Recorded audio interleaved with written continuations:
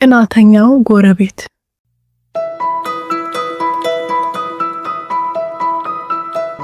በአንድ ወቅት በአንድ ትንሽ ጸጥ ያለ መንደር ውስጥ አንድ አዛውንት ጥንዶች ይኖሩ ነበር። ምንም ልጆች አልነበሯቸውም። ነገር ግን በጣም ልዩ ጓደኛ ነበራቸው። መቻል ይባላል። ታማኝና አስተዋይ ውሻ መቻል በጣም ይወዷቸዋል። እነሱም እንዲሁ ይወዱታል። አንድ ቀን ታዲያ አዛውንቱ በአትክልቱ ውስጥ ሲሰሩ መቻል እየጮኸ ጥግ ላይ ሲቆፍር አስተዋለ። የማወቅ ጉጉት ያለው አዛውንቱ አካፋውን ይዘው በዚያው ቦታ መቆፈር ጀመሩ። ባለቤቱ ጩኸቱን ሁሉ ሰምተው ምን እየሆነ እንዳለ ለማየት ወደ ውጭ ወጣች። የሆነ ነገር ያገኘህ ይመስላል አለች። አዛውንቱ አቧራማ ያረጀ ሳጥን አገኙ። አወጡና ከፈቱት። በውስጡም በሺዎች የሚቆጠሩ የወርቅ ሳንቲሞች ተቆልለው አዩ። ኦ ማመን አልችልም አለ በመገረም። ውይ መቻል እናመሰግናለን እየተባባሉ ደስታቸው ግን ያስተዋለው ሰው ነበር። ቅናታሙ ጎረቤታቸው ወጣቱ ሁሉንም ነገር አይቶ ነበር። ውድ ሀብት የሚያገኝ ውሻ ለራሱ አክተመተመ።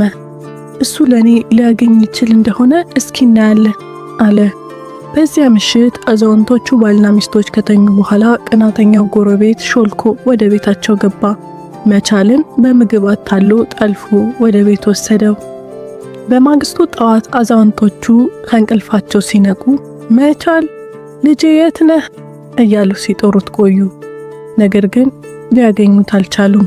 የአትክልት ስፍራቸው ሲፈትሹ ጎረቤቱ የተጨነቀ መስሎ መጣ።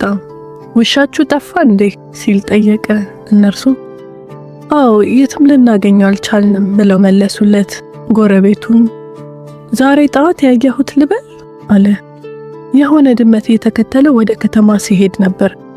እነሱም በጣም ደነገጡና መቻልን ለመፈለግ ወደ ከተማው በፍጥነት ሄዱ። ልክ እንደሄዱ ጎረቤቱ ቶሎ ብሎ መቻልን ወደ ራሱ የአትክልት ስፍራ ጎትቶ ወሰደው።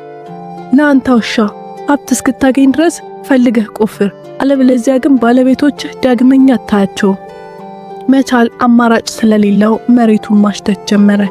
ከተወሰነ ጊዜ በኋላ በአንድ ቦታ ላይ ቆሞ ጮክ ብሎ መጮህ ጀመረ። የጎረቤቱ አይኖች አበሩ። መቆፈር ጀመረ።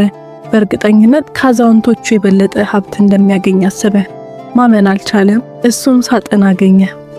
ጥሩ ስራ አንተ ውሻ በደስታ ሳቀና መቻልን ለቀቀው።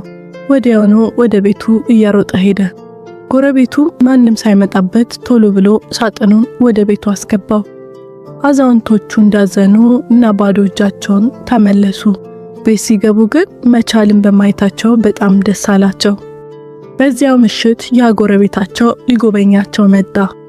ውሻችሁን ስላገኛችሁ በጣም ደስ ብሎኛል አለና ዞር ብሎ ወደ አዛውንቱ ደክሞ መሆን አለበት አረፍ በል፣ እኔ መቻልን ለእግር ጉዞ ልሰደው።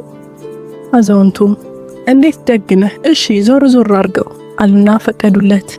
ጎረቤቱ መቻልን ይዞ ወጣ። ትንሽ እርምጃዎች እንደሄዱ ውው አንተ እንዳሰርከኝ እናገራለሁ የሚል ድምፅ ለጎረቤቱ ተሰማው። በድንጋጤ የሚያረገው ግራ ገባው። ይህ ሰው መጥፎ ነው፣ ከሱ ጋር የትም አልሄድም እያለ እንደ ውሻ መጮህ ጀመረ። ጎረቤቱ ደነገጠ። ወደ ቤት በፍጥነት ተመለሰ። ምንድነው ውሻቸው እንዴት ማውራት ይችላል? አዛውንቶቹ ጥንዶቹ ግን አይ አንተ ውሻ ይጮሃል እንጂ ያወራል እንዴ ብለው ፈገግ አሉ። ውሻው ሲጮህ ጎረቤቱ ግን የሚሰማው ተደጋጋሚ የሰው ድምፅ ነበር። አዛውንቷ ሲደናገጥ ስታየው ግራ ተገብታ ማውራት መጮህ ማለትህ ከሆነ አው ተናግሯል አለችው። ሁሉም ውሾች ይጮሃሉ ለምን ትገረማለህ? አይ እሱ እንደ ሰው ነው ያወራው እምላለሁ ጎረቤቱ አጥብቆ ተናገረ።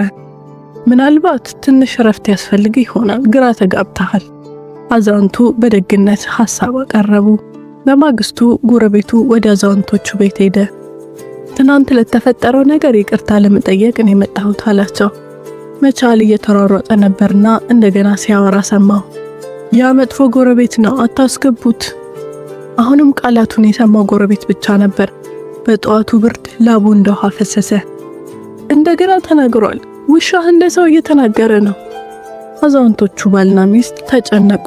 ሲተያዩ ቆዩ። አዛውንቷ በእርጋታ ጠጋ ብላ ውድ ጎረቤቴ ዶክተር እንዲያይህ ትፈልጋለህ ብላ ጠየቀችው። ሁለታችሁም አታምኑኝም ማለት ነው ብሎ ጮኸ። ይህማ የሆነ ነገር ነው፣ አውቃችሁ ነው። እና ውሻችሁ ደግሞ አስማታዊ ነው። ከዛ እኔ እብድ እንድመስል እያረጋችሁ ነው። ደግሞ ውሻችሁ ሀብት እንዳገኘ አውቃለሁ እና ለመላ መንደር እናገራለሁ ብሎ እየሮጠ ወጣ።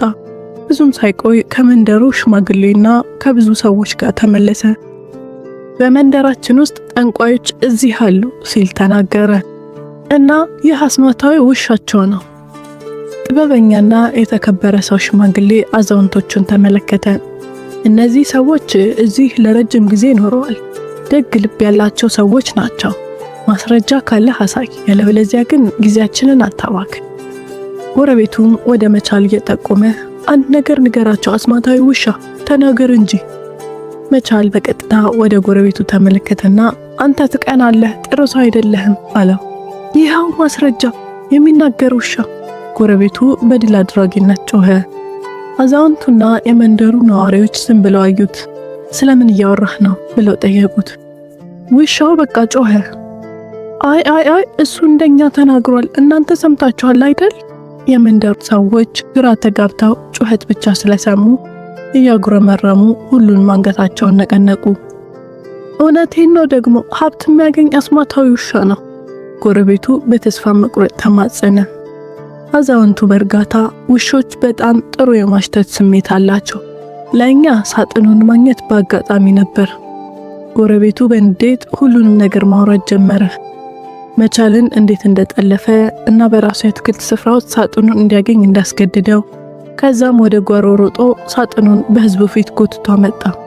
ራሳችሁ ተመልከቱ ብሎ ተናገረ። ወርቁን ለማሳየት ከፈተው። በውስጡ ግን የሱ ሳጥን አሸዋና ድንጋዮች ብቻ ነበር የነበረው። ህዝቡ ተነፈሰ። ይህ ከስርቆትና ከስም ማጥፋት በስተቀር ሌላ አይደለም አሉ አዛውንቱ። ከእንግዲህ እዚህ እንድትሆን አንፈልግም አሉና ከመንደሩም እንዲወጣ ተደረገ። አፍሮና አንገቱን ደፍቶ ቅናተኛው ጎረቤት መንደሩን ለቆ ወጣ። ዳግመኛ ወደ ሰፈሩ እንዳይመለስ አስጠነቀቁት። ሽማግሌው ወደ አዛውንቶቹ ዞርና አትጨነቁ፣ መንደራችን አሁን በተለይ ለውሻው መቻል ደህንነቱ የተጠበቀ ቦታ ይሆናል አላቸው በፈገግታ። ከዚያን ቀን ጀምሮ አዛውንቶቹ ከመቻል ጋር ሰላማዊና ደስተኛ ህይወት መኖር ጀመሩ። ይህ ታሪክ ጠቃሚ ትምህርት ያስተምረናል። ስግብግብነትና ምቀኝነት ወደ ለራሳችን ውድቀት ይመራናል። እውነተኛ ሀብት የሚገኘው በወርቅ ወይም በብር ሳይሆን በዙሪያው ባሉ ሰዎች ፍቅርና ታማኝነት ነው። ደግነትና ታማኝነት ፈጽሞ ሊሰረቁ የማይችሉት ሀብቶች ናቸው። ስለተመለከቱት እናመሰግናለን እና ለተጨማሪ ታሪኮች ሰብስክራይብ ማድረግዎን አይርሱ። ቻው ቻው።